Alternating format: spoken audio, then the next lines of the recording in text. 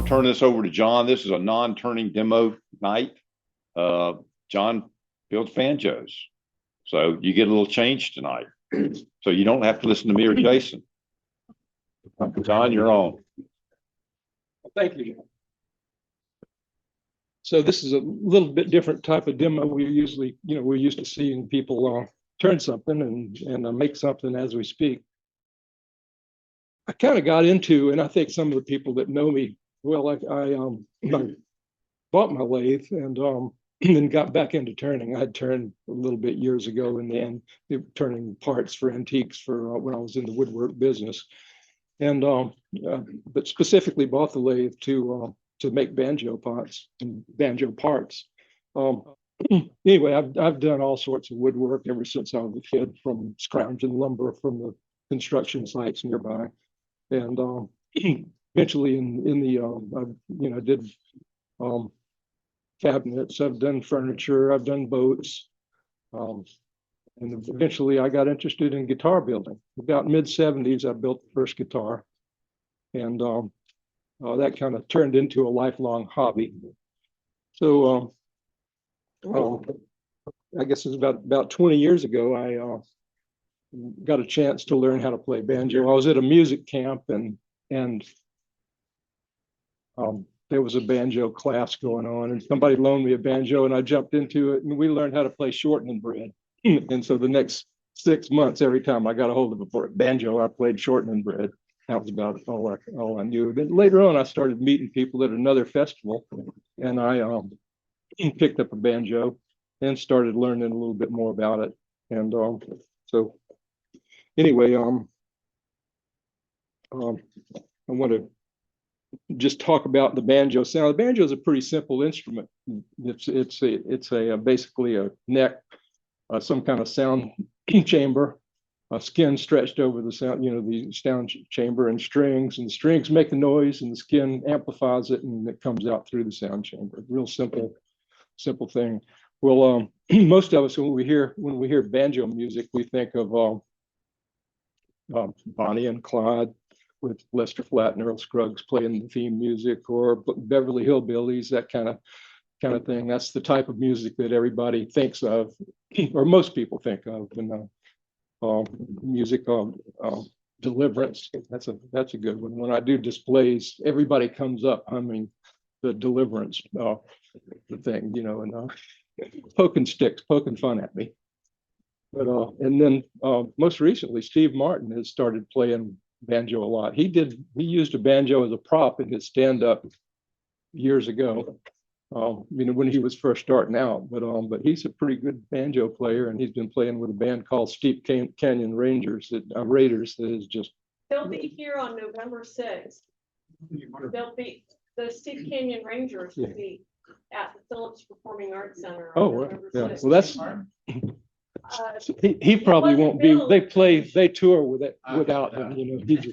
He's their band. I mean, they're his band when he needs them. Okay. Yeah, he doesn't tour with them. But anyway, so move ahead. So this is a little example of what you might think of with banjo music. It's kind of a typical. That's Earl Scruggs playing Foggy Mountain Breakdown. And that was the theme song to Bonnie and Clyde. Really driving, hard bluegrass type sound. So, where'd this music come from? Where did the banjo come from? I'd always heard growing up that the banjo was the only true American or original American instrument. And I didn't have any reason to think otherwise. But when I started learning and getting more into it, I started meeting people that were really into the history. I kind of got lucky in a group that I started learning from, and some real historians. And specific, I don't go through all the people that I've talked to and everything, but most of them have learned from this, in particular, a lady named Dina Epstein, or Epstein, I'm not sure. There's a film about her called The Librarian and the Banjo.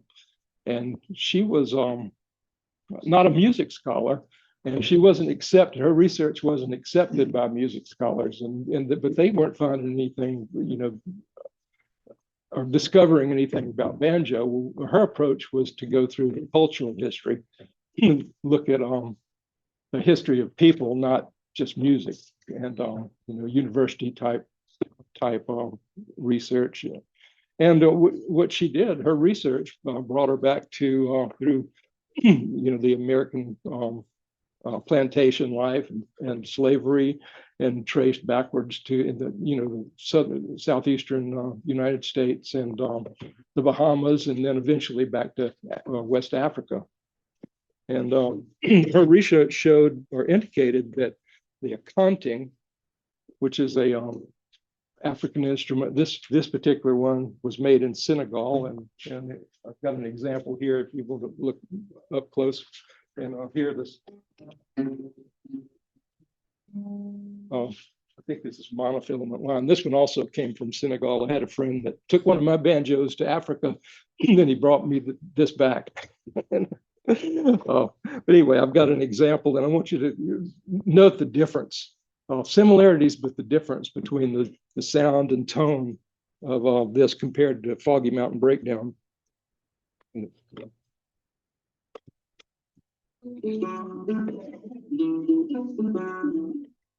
you hear that? So the Africans use that more as a rhythm and accompaniment to vocals, where rarely do they just play instrumental music. It's it's more of for dance and accompaniment of vocals. So and I'm just briefly, and this is very, very simplified, but just briefly, the connection between the modern banjos and the African instrument. Well, I say the modern banjos, the banjos that really started becoming like banjos we have, banjo like that started in the mid 1800s, and but tracing back to the earlier 1800s, the banjos, the style of playing, the akanting has 3 strings, all of different lengths. You can see how this is set up. And the banjos, typically most banjos now have 5 strings, 1 shorter string and then 4 longer strings. But that's only typical of banjos. And where other strings, even other African instruments had all the strings were the same length. And the European instruments like the guitar or fiddles, violin, viola, cello, all of those same length strings. And that's one of the lines of evidence she followed to connect the banjo to the African instrument, the akanting. Another is the style of playing, and with the akanting, it's played by hitting, and I can't play it, but it's played by hitting the strings.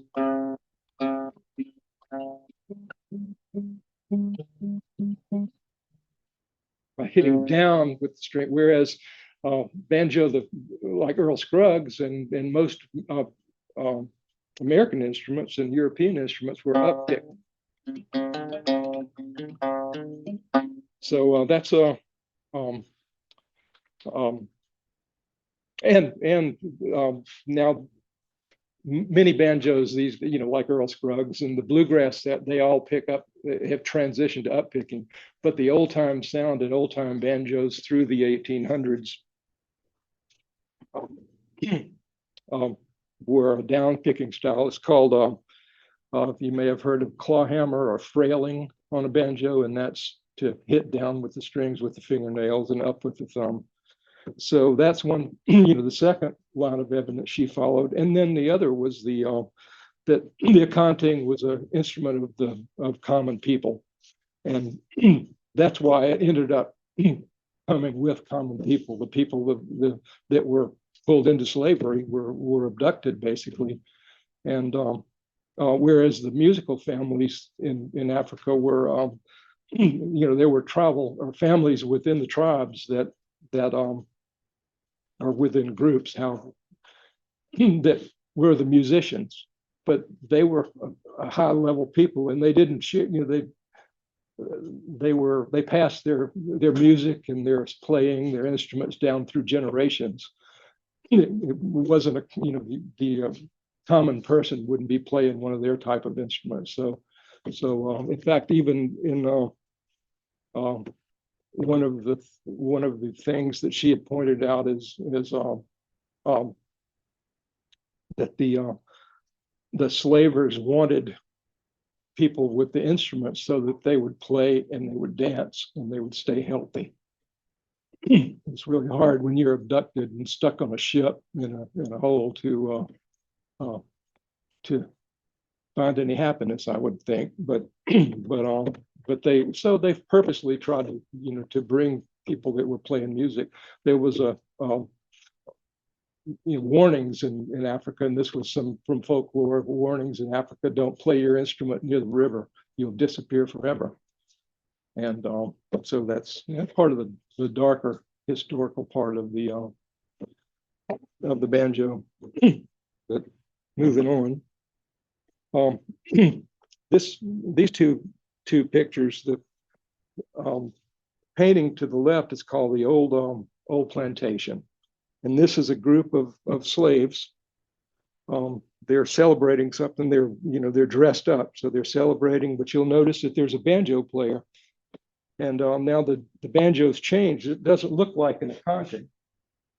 It's got a flat neck. It looks like it has multiple strings that you can see just barely on the head of the instrument. That it's got some tuning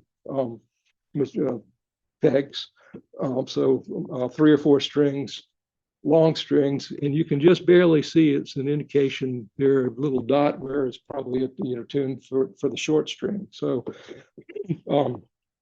It's still made with a gourd, like the accounting, and of course the neck on the accounting, the neck is some type of reed, round, typically about the size of a broomstick, but this has got a flat neck, more like the American and European instruments, like the guitar. And you can see in the background, the building there has flat boards. Musicians of the time, they were making instruments with what material they had. So now they had available something different than what they had in Africa. And but real similar instrument. And I'll go ahead and speak on this picture to the right is a typical minstrel band of the time. And you can see the changes, and it's there's a drum, a fiddle, a banjo, and I think the other guy on the end's playing bones. But the banjo's changed a lot from the gourd instrument. It's now it's basically a round cylinder. It could have been purposely made into a cylinder. It could have been something adapted like a hat box or something. But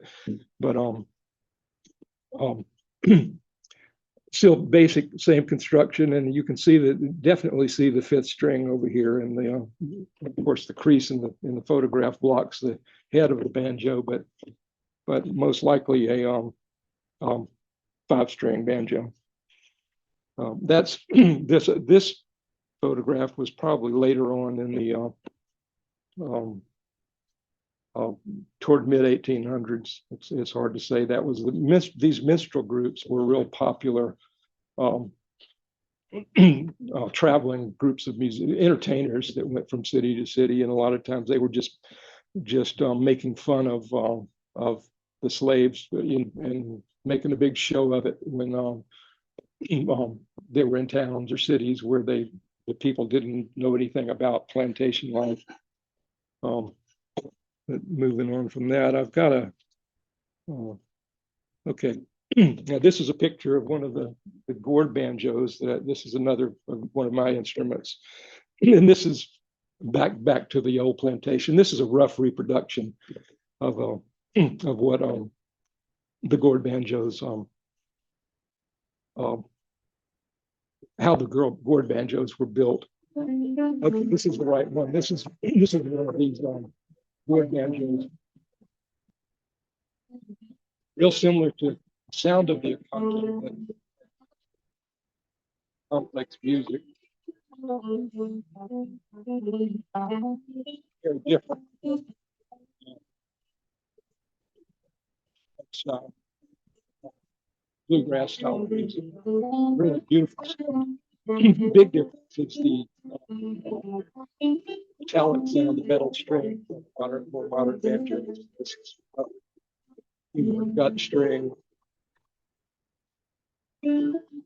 or a it could have been, they used hair or vegetable, some kind of plant fiber, something twisted, some type of sinew to make strings. Not as difficult as making tassels and no,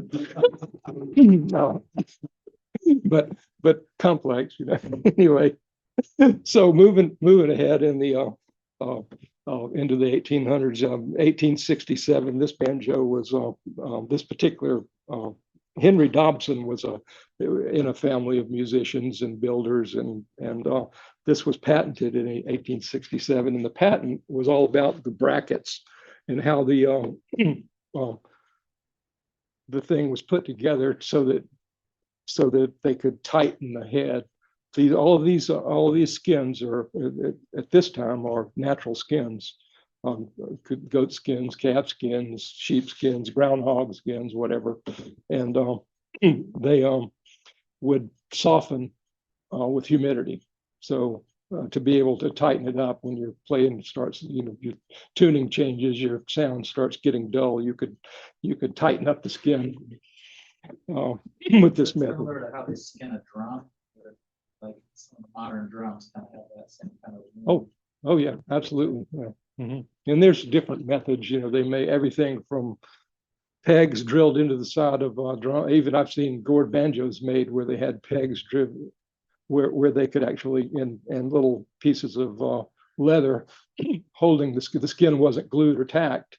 It was held on by these little pieces of leather, and then they'd twist the leather with a little stick to tighten the strings.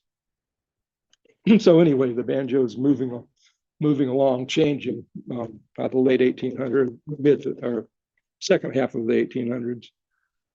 And this one jumped in there. This is kind of jumping way ahead, so I'll talk about this. This is a mountain style banjo, and this is probably that made at some point think that banjo was Appalachian folk instrument. This is a type of instrument that was homemade in the basically the Appalachian area, Appalachian Mountains, and this a little bit fancier. Actually, I meant to bring that instrument. I forgot it. And this one was actually made from the cherry tree from Lake City. So that's when you made them. Yeah. But anyway, moving on to the next picture, which is this banjo. This is more like what followed that Dobson banjo, and this type of banjo is from the 1800s on, or the late 1800s all the way to now, is pretty typical of old time banjos. The biggest difference between the old time style and the bluegrass style is that the old time banjos are open back like this, where the bluegrass banjos typically have a resonator covering the and you've probably seen those before. It looks like a bigger instrument. It's basically the same size, usually an 11-inch pot, but then this resonator with a space along the side, so that the idea is that it captures the sound and pushes it forward toward the audience. Gray part that's wrapped up back, soft stuff. Oh, that's just a little towel too. Sometimes you want to dampen the sound. They get a little, when you're playing, it hurts your ears. I've heard that people say a banjo is or a banjo sounds like a can of nails rolling down a hill.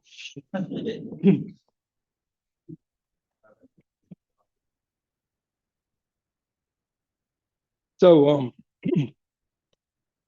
that's more modern, and this is getting towards where the type of instruments that I build. Here's a little sound clip of a banjo like this. It's not the same banjo, but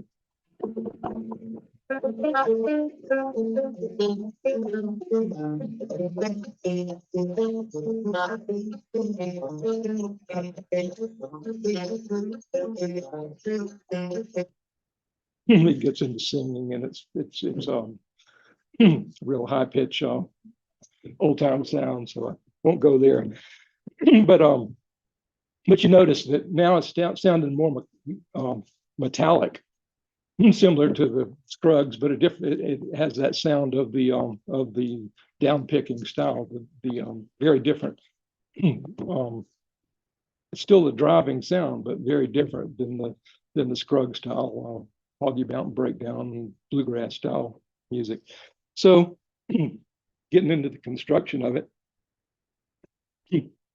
as we talk about, the simplicity of it. It's got a handle and a sound chamber and a skin stretched over the sound chamber. The handle can be a round pole or a flat board. The sound chamber, a gourd, or something round. Just recently, I saw a video of somebody that had made a banjo out of had made a banjo pot, a rim out of clay.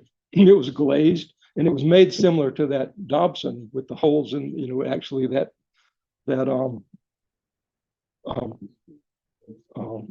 bracket rim was an integral part of the clay, and so they were able to just put the bolts through the holes in the clay pot. Real interesting thing. Actually, a banjo made out of clay.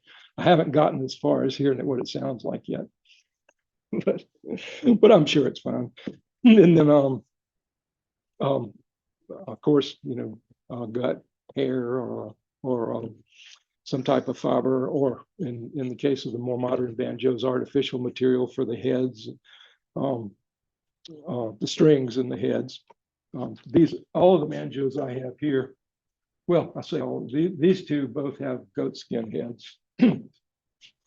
This one is an African instrument. That one was made in Senegal, and so it was probably some type of antelope or something common to that area.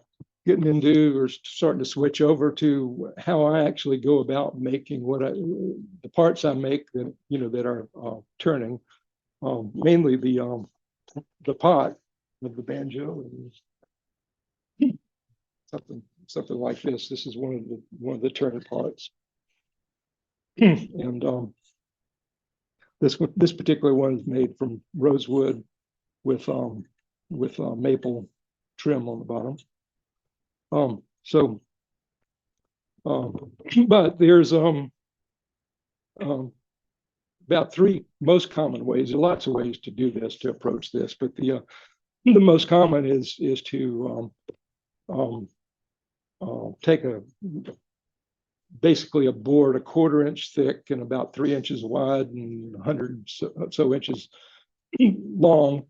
Steam it, get it hot, and then bend it around a form or inside of a form into three round plies, and then glue it all together, and then you have to turn, to get it to the perfectly cylindrical shape.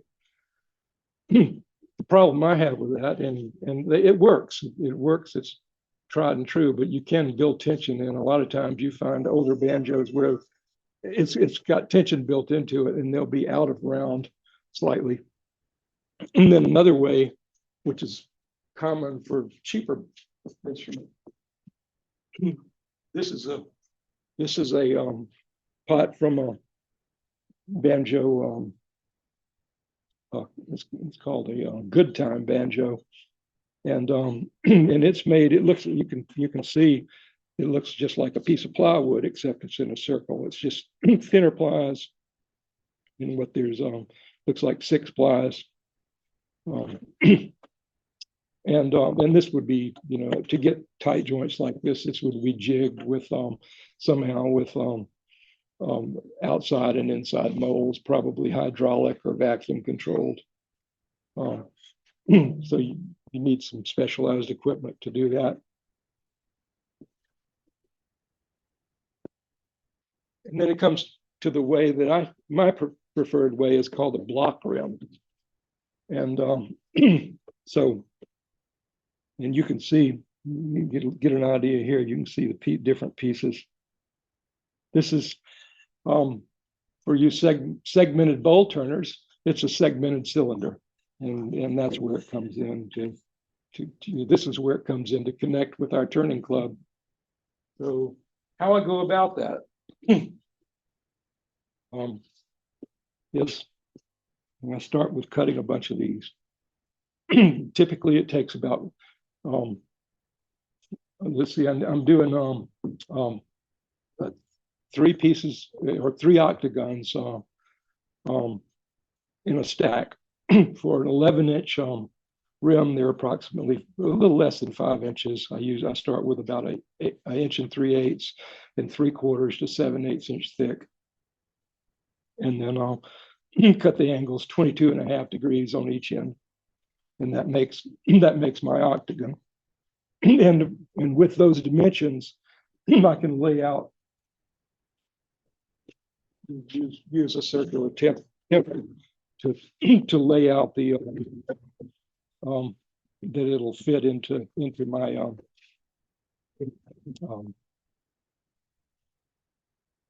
or that can be turned to the right size. I've got to fit it to parts that the tone rings and the tension hoop and everything. It has to fit just right. So I have to make the pots to fit the metal parts that I buy, unless I make the metal parts.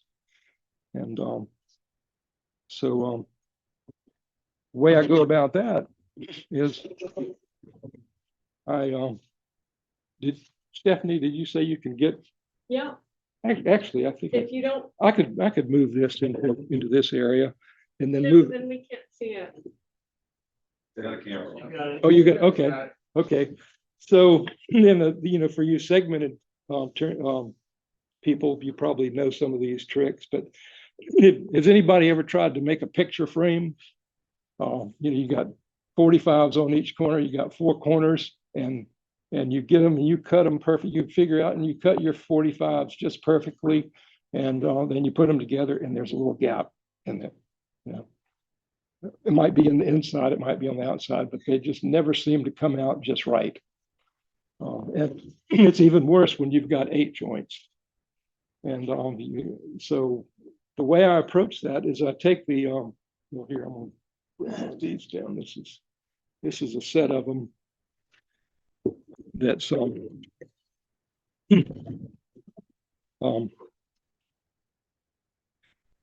it's all been cut. And if I squeeze this together, if I put the clamp on here, I would not have perfect tight joints all the way around. I can get almost, but see, I got most of them tight there, but then I've got a little gap, and there's always that little gap here and there. By the way, when you're doing segmented, if you haven't found this out, these are not my original ideas, but putting this tape around makes it real easy to handle these things. You can lay out a piece of tape. If I can do this, lay out a piece of tape and then set all of your pieces on the piece of tape, and then you just pick it up, bring it all together.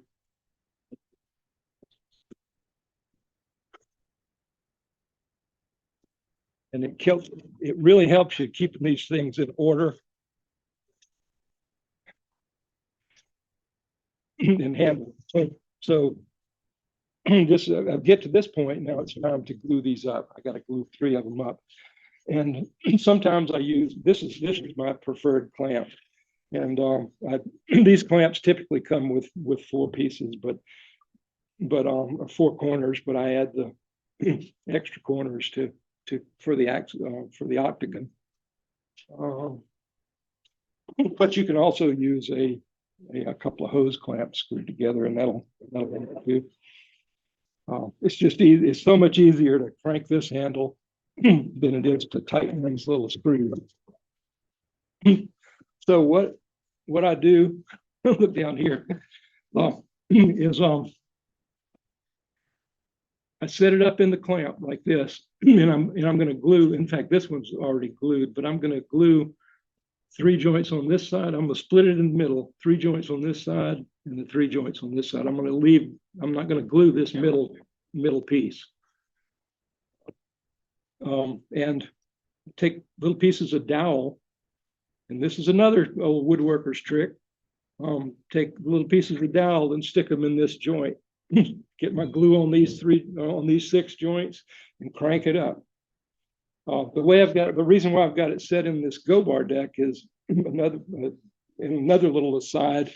When you're gluing pieces, multiple pieces together, when you pull the clamp tight, it has a tendency to do this number.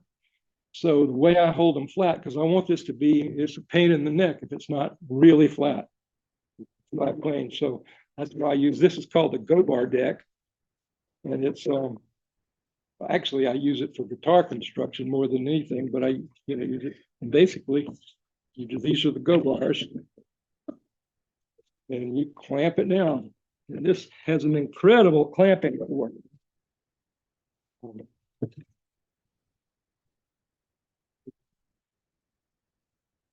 That's enough. See, it's not moving at all. I'm shaking the table, I'm shaking everything else, but it's not moving. By the way, in the segmented turners, I'm sure know this. Be sure to put a piece of wax paper under this. Or, you know what happened. Come and ask how you know that. Well, experience is a great teacher. John invented the 10th type of banjo, which is called the jig banjo. Jig glued to the front face. Yeah. So anyway, so I get the thing all glued together, and then before I glue this center joint, and I've done it the other way. In fact, where okay.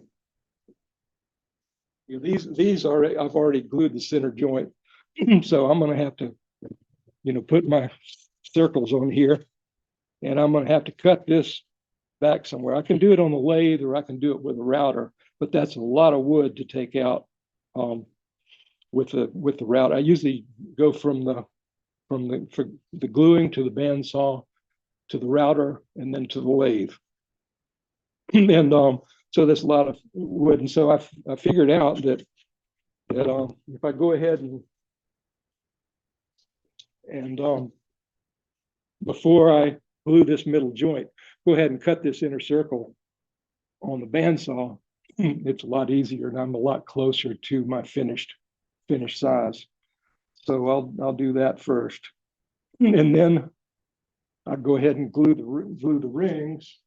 And where's my? Here you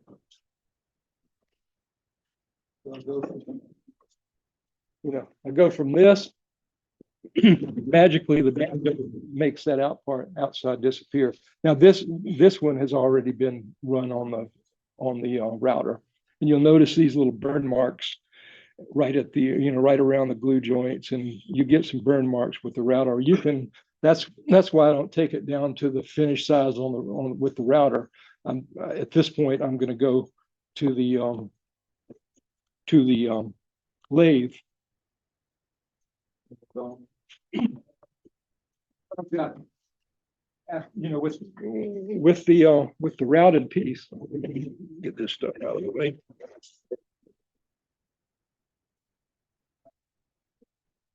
I have the same trouble with my workbench at home. It just stacks and stacks until pretty soon you can't move. See if I can get this one back up here without it flying all over the place. Okay, so now I've got a pretty decent cylinder, so glue I can get pretty, a pretty good I mean, get it pretty. John, at some point, do you run this through like a drum sander to flatten it all out? You glue the pieces together? I do when I'm at this stage, after I've got it all together, I run it through a thickness sander.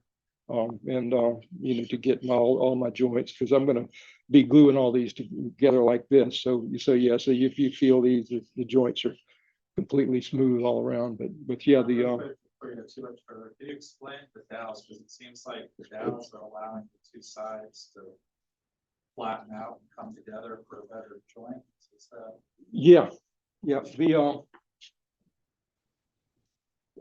the dowels actually give enough flexibility so that you get real tight joints on the 6 joints that you're gluing, and then when you got the 2 halves, okay, you got 2 halves of the octagon, they don't quite perfectly fit together, but I turn them close them like a book, and then I'll either you can use a granite block with sandpaper and to sand them a little bit, or I've gotten to where I can reliably, I'm real careful about it, but use a 6x48 belt sander and just touch them a little bit, and then you check them, touch them, and you can get it pretty, you can get a good tight joint doing it that way.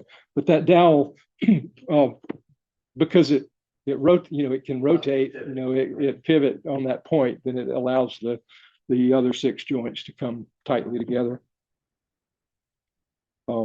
That's a good question, good point. So anyway, now I'm ready to glue this thing up. And one thing I want to do is make sure I want to line my, can you see the joints in there? Like that. It's got, I could line them up and all the joints would be right over each other, but I want to go about 1/3 off. By doing that, now I've got not only in grain glue points, but I also have, the long grain all the way around. So once this is all glued together, this becomes very rigid. When you're working with this kind of dry wood, it never will warp or move. It's really, dependable, let's put it that way, to stay the right shape. So I end up with a cylinder like this, all glued up, everything, and I want to put it on the lathe.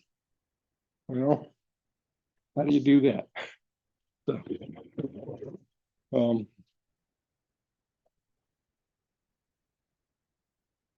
everybody has probably seen cold jaws. And these guys come in real handy. And so,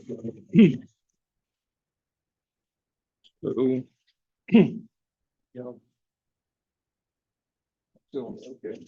So I'll set this thing up in the cold jaw. Well, if I do it like this, and I can put these jaws on the inside or the outside, so it allows me to get almost fully across the cylinder, or the depth of the cylinder, but then you're running your tool into that metal jaw. So the solution I do with that is use something like this, just a waste block. This is just a piece of MDF, and so you can hot glue or double side tape, whatever you can, glue your cylinder to that. It's if you put concentric circles on, it's easy to line it up to make sure you get it centered well, and then put this whole thing. And you can do this 2 ways. You can do this in the cold jaws, but now you can, in this particular waste block has already been used. You can see how the tool has gone down into the waste block, both on the outside and the inside of the rim. So that allowed me to fully turn the rim. And also alternative is in this one. This one I didn't use the cold jaws. I didn't have these big cold jaws at that time. And I just put it, mounted a faceplate here. So you can do the same thing with a faceplate. Just different. So objective now is to get this on the lathe, and then now with it spinning, you can get a real nice cylinder. And also you can sand real easy to sand with the with it and get it looking good inside and out.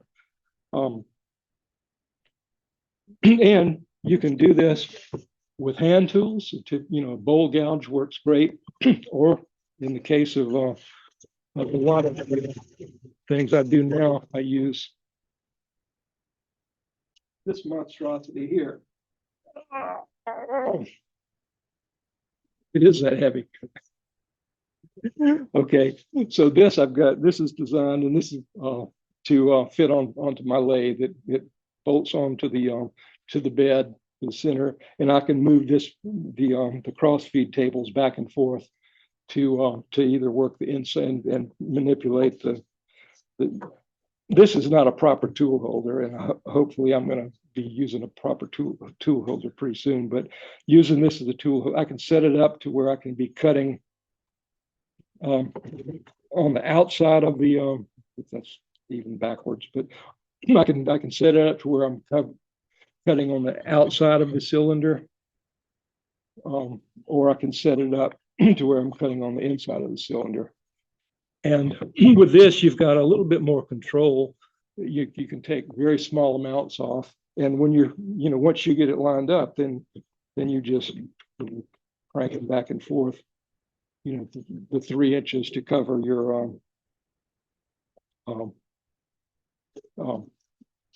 the distance that you're cutting. And it also helps when you're, say, using a metal tone ring. Sometimes I might want to put a rabbet, just basically a rabbet all the way around here to fit a piece of turned brass, and let the skin be stretched across the turned brass instead of just wood. Sometimes you can take, there's another type of tone ring that's a circle. It's basically about a 1/4 inch piece of brass tube, and you would put a V groove in the top of the rim, and then that brass tube would sit down in the V groove, and the skin would stretch over that.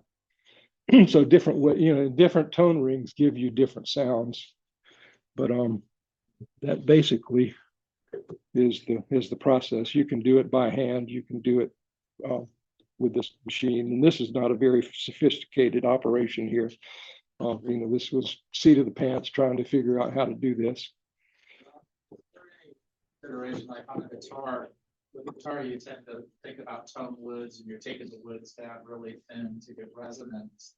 With a banjo, you're not really considering tone woods in this case. It's more just a structural element as opposed to something that resonates. Yeah, well, in fact, I'm glad you asked that, because that's something I skipped over earlier. With these, and I was supposed to mention that when I was talking about the gourd banjos. The first guitars I built were classical guitars, but it's true with steel string guitars as well.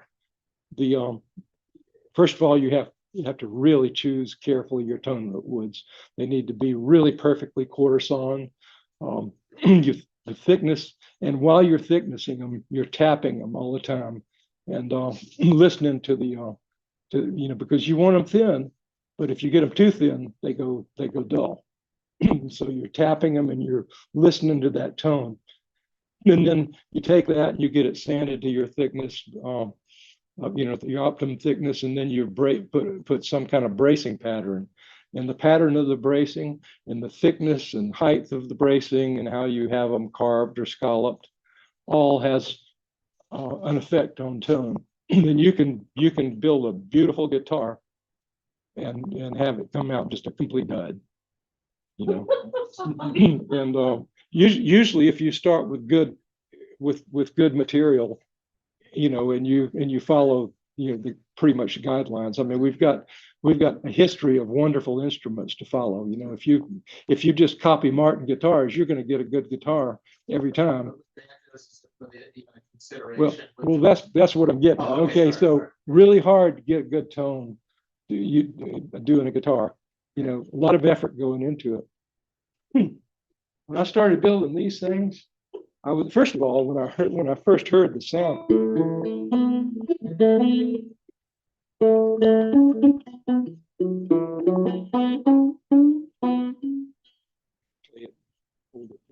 But the sound is really a mellow, beautiful sound, and it happens every time. It might have the thickness of the skin might have a little effect on it, and the size of the gourd, and of course you put a lot of work into these gourds. They're really scraped out clean because they're full of seeds and pith and all this stuff, and you scrape them. but you do just the general stuff, and every time they come out sounding great.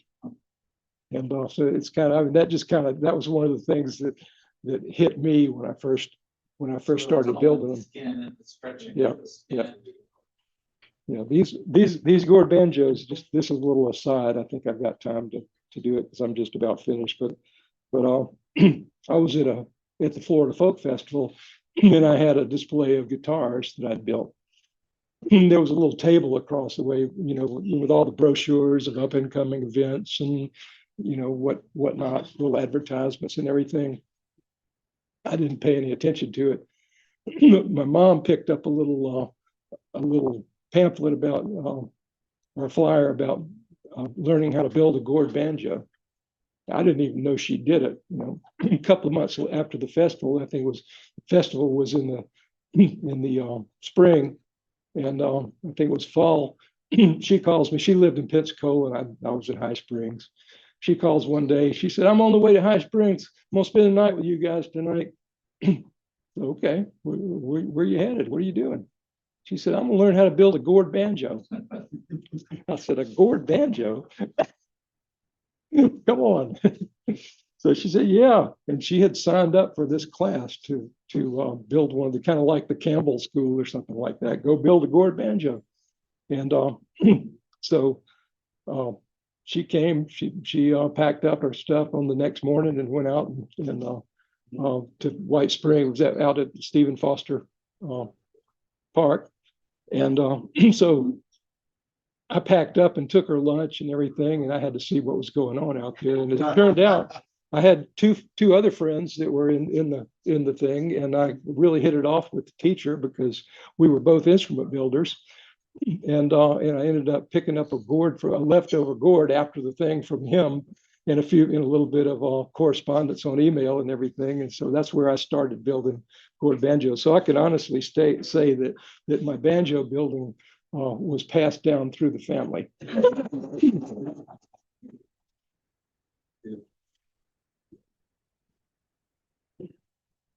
And I still have her banjo. She passed away a few years ago, but her banjo is hanging on my wall, and it always will be as long as I'm living. Well, Diddley famously played a cigar box guitar. Was it a guitar or was it a banjo? No, it was a guitar. He was really into guitar rock, and rockabilly, rock and roll, and but he made his own instruments. And I tell you what, the people that want to play bad enough, I mean, you hear tale after tale after tale of some of the most famous players that that built themselves a one-string guitar or one-string or banjo or something like that, and that's what they learned how to play. So John, Mhm.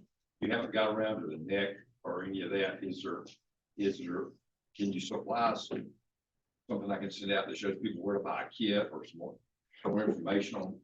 Because I've already looked around this group. There's a couple people in here who's going to build banjos. I've already seen their face.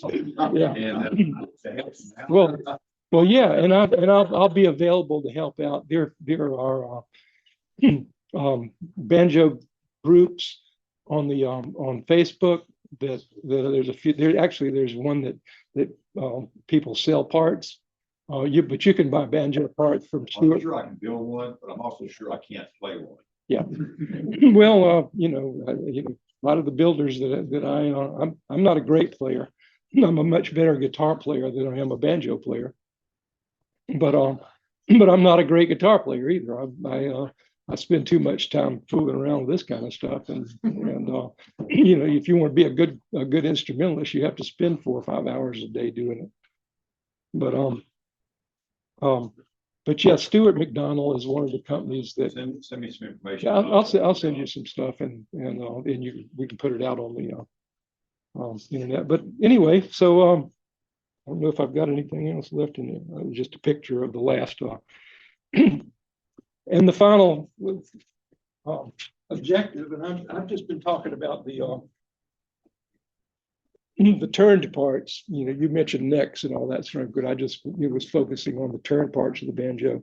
Well, this is now one of the rims that I'm starting to work on. This is just temporarily holding the head on, and this is a beautiful goat skin, don't you know? This one and that one over there has these metal coordinator rods. Some of the older banjos, the neck actually had a dowel stick that went through a square hole here, went all the way through the banjo and was fastened onto this end of it. Similar to what gourd banjos, the neck goes all the way through like that with the dowel stick. But then somewhere along the line, people started using these metal coordinator rods. Well, in place of that, and this is not original for me, but I'm starting to use now a turned spindle in the with it. So the spindle will connect where, okay.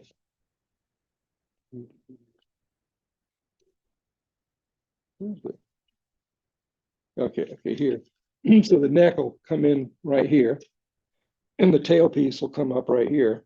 So this will extend from actually the bolt on the neck.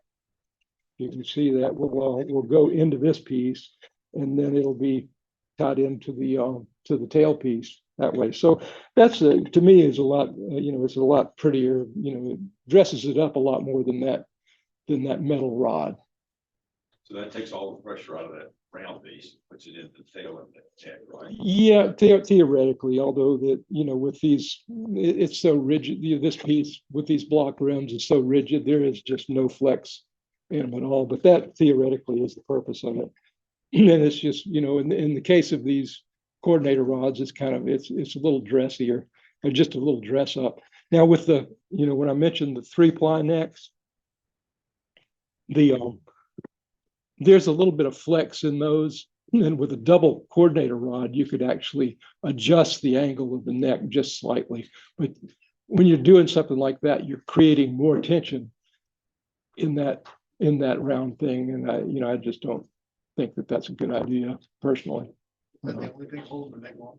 Hmm? Is that the only thing holding the neck Yep. We can look at this one. So the neck has 2 hanger bolts, basically screwed into the heel of the neck for this double coordinator rod. So, and then this what you do is you slide this all the way through this hole. This is threaded all the way up. So you could slide that through that hole far enough to where you could thread it onto the end of that coordinator roll. But both of them, you do the same thing, and then tighten that against that, and then you tighten this side against this end of the rim, and that's the rigid. That's what the neck is. That is what holds the neck. That's the only thing. The neck's not glued, and like a guitar, it doesn't have an overlapping fingerboard, or unlike a guitar.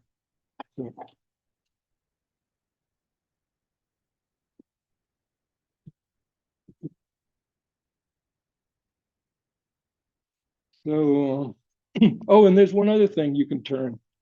if you really, there, Yeah, the piece that you put together is there by your computer. At this point in time, that's not much difference than making a drum, is it? no, it's basically a drum. It's a real rigid drum or a tambourine. Yeah, it's almost like a 3-in-1. You can do a drum, a Mhm. tambourine, Yep. a banjo. Yep. I say it's a simple instrument. Yeah. Got a free for it. Excellent.